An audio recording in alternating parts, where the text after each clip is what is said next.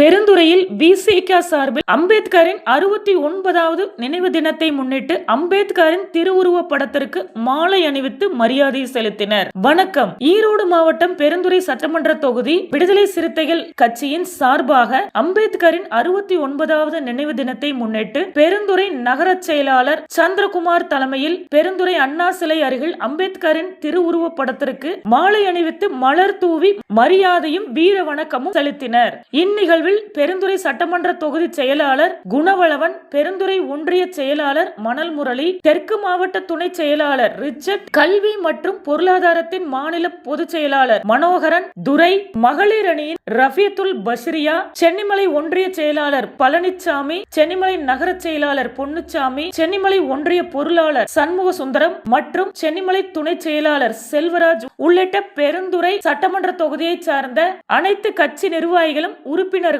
கலந்து கொண்டு அம்பேத்கரின் படத்திற்கு மலர் தூவி மரியாதை செலுத்தினர். செய்தியாளர் யோகேஸ்வரி.